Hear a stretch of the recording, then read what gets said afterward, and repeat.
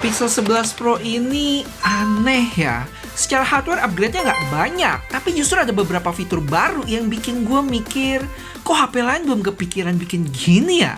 Ada kamera yang bisa milihin sendiri kapan harus jepret, teleprompter yang ngikutin cara kita ngomong, sampai zoom 120 kali yang hasilnya diproses sampai gini dong. Cuman pertanyaannya, apakah fitur-fitur tadi beneran kepake? Terus setelah 11 generasi, Pixel sekarang udah cukup menarik buat kita lirik belum? Yang bikin sebel apa aja? Yuk kita bahas. Buat unboxing, nggak jauh beda ya. Ada gambar HP-nya yang lagi tengkurap, terus tulisan Google Pixel 11 Pro di samping. Lanjut di belakang kita dikasih tarikan buat bukanya. Sret. Habis itu tinggal slide aja dari samping, dan sekarang gambar HP-nya berubah. Tinggal tulang doang ini, isinya garis-garis doang. Nah, ini dia HP-nya. Oh ya, di dalam boxnya kita dapat kabel chargeran dan satu lagi ngumpet di belakang box ini, kertas-kertas yang jarang kita baca, plus SIM card ejector. Pas dinyalain langsung disambut sama Android 17 dan gua setup dulu kayak biasa. Regi sidik jari dan setelah kelar, yang gua suka dari Pixel itu bloatware-nya sangat minim ya. Kebanyakan app bawaan Google doang. Tapi buat storage yang kepake cukup gede loh, sampai 42 GB sendiri dari total 512 punya gua. Padahal biasa tuh cukup minim di 20 GB-an mungkin.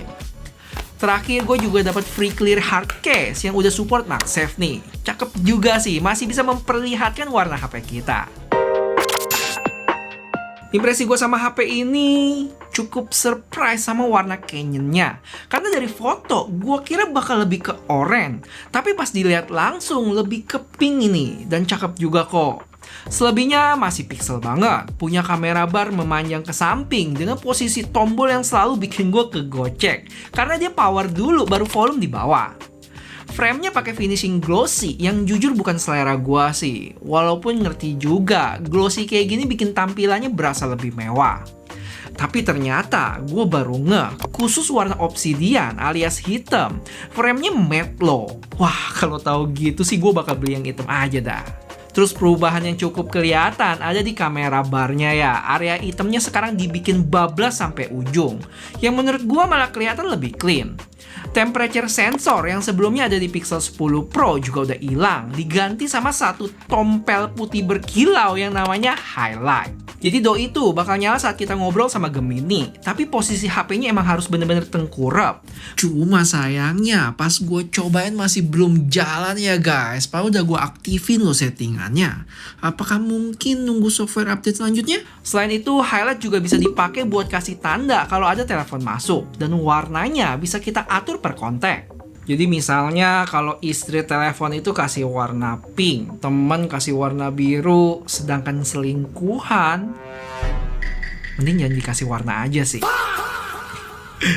Cuma untuk sekarang fungsinya emang masih lumayan basic. Dari informasi resmi Google, belum ada dukungan notifikasi aplikasi pihak ketiga.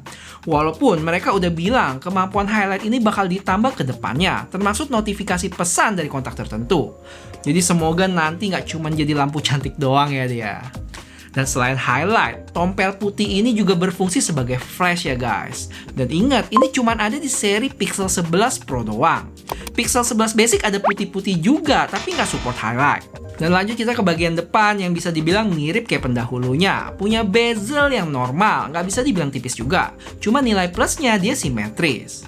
Feel genggam juga mirip ya, punya tebal di 8,4 mili dan berat 204 gram. Oke, lanjut kita ke spesifikasi yang lengkapnya teman-teman langsung lihat aja di layar, bisa di pause juga. Paling perbedaan dibanding 10 Pro ini, yang pertama secara layar sih untuk ukuran masih sama, di 6,3 inch. Cuman sekarang di 11 Pro ini lebih terang, dan perlindungan layarnya ditambah anti-scratch shield, di atas Gorilla Glass Victus 2. Sedangkan chipset pakai Tensor G6. Dan daripada pamer kenceng-kencengan, Google lebih fokus ke power efisiensi yang meningkat 20%. Dan kemampuan TPU-nya naik 50%. Jadi buat yang nggak tahu, TPU itu Tensor Processing Unit. Yang kalau gue simpelin, merupakan bagian chip yang banyak dipakai buat proses AI di device. Termasuk fitur-fitur Gemini.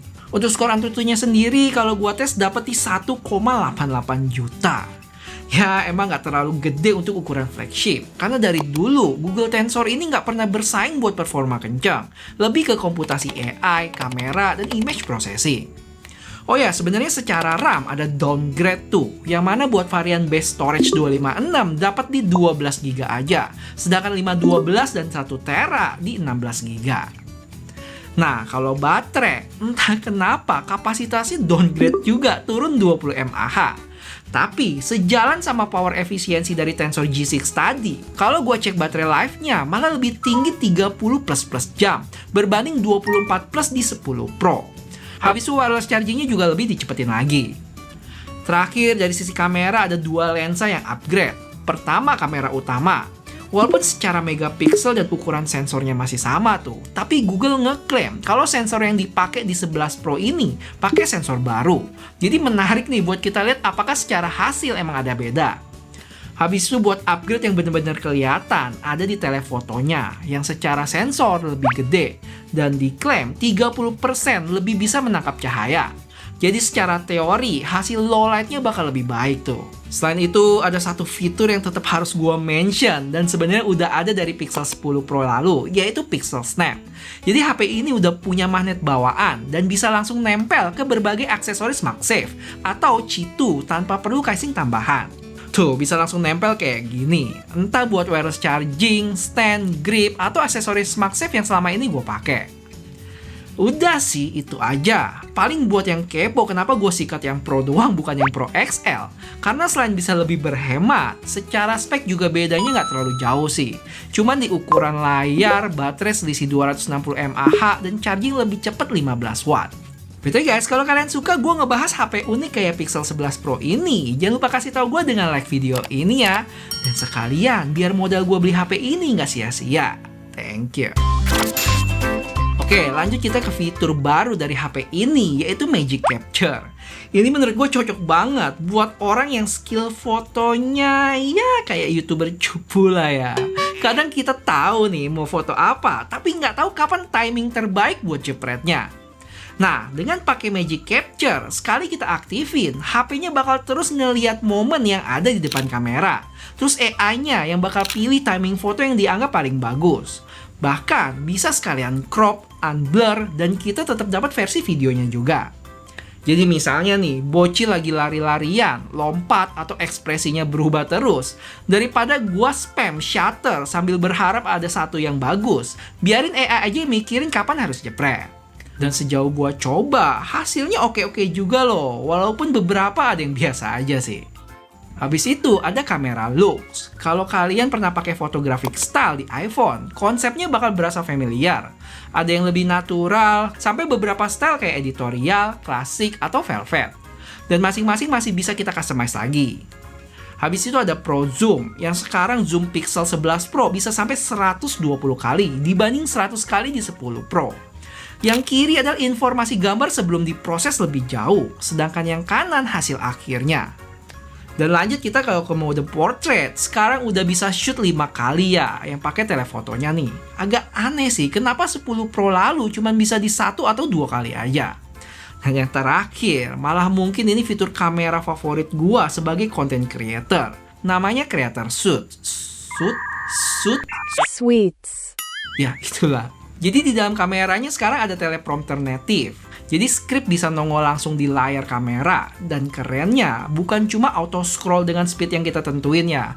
Dia bisa dengerin kita ngomong dan teleprompternya bakal ngikutin pace ngomong kita. Smartphone review video with a day in the life concept. If you enjoy the content, misalnya gue ngomong lebih pelan, dia ikut pelan. YouTuber cupu. Tapi sayangnya buat sekarang bahasa Indonesia belum support deh. Jadi kalau skripnya Indonesia, tracking pembicaranya belum jalan dengan maksimal. Terus di sini ada mic indicator sama social media grid buat bantu framing vertical content. Mantep ya. Jarang banget gue lihat brand HP yang se-all out ini mikirin orang yang bikin konten langsung dari HP. Oke, kalau ngomongin software, Pixel 11 Pro ini langsung jalan di Android 17. Dan salah satu jualan besarnya jelas Gemini Intelligence. Untuk Android 17 sendiri, gue udah bikin videonya khusus. Jadi kalau mau lihat perubahan interface atau fitur Android lebih detail, bisa cek video ini. Dan di sini gue pengen lebih fokus ke beberapa implementasi AI yang bisa dicoba di HP ini. Misalnya gue punya foto atau screenshot yang isinya jadwal. Gue bisa panggil Gemini dan bilang, masukin semua jadwal ini ke kalender gue. Dan dia bisa memahami informasi dari gambar tadi, lalu melakukan action ke aplikasi yang dibutuhin. Menurut gua, arah AI kayak gini jauh lebih menarik ya, karena dia mulai berubah dari AI yang kita ajak ngobrol, jadi AI yang beneran ngerjain sesuatu buat kita. Terus ada fitur baru di Gboard, namanya Rambler. Besok kamu tolong ke kantor agak pagian ya. Enggak deh, maksudnya agak siangan. Sekitar jam 4 kali. Enggak. Sekitar jam 2 udah cukup sih. Sama jangan lupa bawa snack. Tapi snacknya bukan yang cheap gitu sih, tapi lebih ke snack sehat kayak buah. Oke? Don't be late. Oh ya, terakhir, ini juga buat content creator guys, yang mana screen recordingnya dia itu sekarang bisa tampilin video selfie kita loh tuh, dengan background yang transparan ya. Yang mana ini juga bisa kita gedein, kecilin. Dan udah tinggal bikin content reaction aja, kita tinggal start. Dan pas udah recording gini, kita tinggal react aja videonya. Wah, ada Bang Radit. Topinya keren ya. Tapi tahu sayang, Kak Anissa cakep banget istrinya Bang Radit tuh. Hah? Ada Mama Gigi juga. Buat hasil kameranya singkat aja karena masih kas pixel. Apalagi dynamic range-nya ini aduhai banget. Padahal kondisi lagi backlight. Lihat dynamic range-nya guys. Pixel gitu loh. Foto-fotonya juga cakep, apalagi buat foto bocil. Sedangkan telefoto, gue sempat bandingin sama Pixel 10 Pro. Dan di kondisi daylight gini, jujur buat kebanyakan orang agak susah sih buat dapat perbedaannya. Bakal lebih berasa pas nanti low light yang bakal gue tunjukin sekejap. Bocil dapat full mark ya. Good job. Cuman satu yang gue ngeliat nggak ada di Google Pixel, yaitu kemampuan buat pindah lensa depan belakang saat recording gini ya. Si Google Pixel belum join the club nih. Padahal udah banyak HP bisa. Kalian lihat aja nih tampilannya. Nggak bisa pindah lensa. Dan terbukti ya, detail telefoto low light 11 Pro lebih baik. Noise-nya juga lebih minim dibanding 10 Pro yang udah mulai kabur. Jadi upgrade lensa telefotonya emang beneran berasa. HP ini punya 4 warna ya. Ada Canyon yang gue pakai ini, Olive, Fox, sama Obsidian yang framenya matte tadi. Untuk harganya sendiri, cukup wadidaw. Mulai dari 22,3 juta sampai 29,2 juta. Cuma untungnya pas gue beli ini, lagi ada promo upgrade storage. Jadi harga 256 dapatnya 512. Dan buat teman-teman yang bingung bisa beli di mana, paling deket sih ke Singapura. Atau kalau mager, bisa colek just tip rekomendasi gua, sg.chipshop. Pengiriman cepat, bayar pajak resmi juga, dan tentunya email aman. Kalau minat, langsung DM IG-nya mereka aja. Jadi kesimpulannya, menurut gua, Pixel 11 Pro tahun ini bukan HP yang upgrade hardware-nya drastis dibanding 10 Pro. Yang justru lebih menarik ada di software dan AI-nya tuh. Mulai dari Magic Capture, Creator Suite, Pro Zoom, sampai Gemini. Walaupun beberapa fitur ini bukan nggak mungkin nantinya ikut turun ke Pixel generasi sebelumnya. Dan gue pribadi lebih milih versi Pro dibanding Pro XL karena fitur utamanya hampir sama, tapi ukuran HP lebih ke compact dan harganya juga lebih murah. Cuma dengan harga mulai dari 22 jutaan, jelas ini bukan HP buat semua orang. Menurut gue lebih cocok buat orang yang pengen sesuatu yang beda. Karena HP Pixel tuh punya daya tariknya tersendiri, mulai dari desain, software, kamera, sampai AI-nya.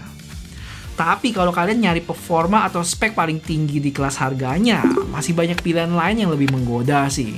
Apalagi Pixel ini juga nggak dijual resmi di Indonesia. Menurut kalian gimana guys? Kalau budget bukan masalah, ada keinginan buat nyobain HP Pixel ini nggak?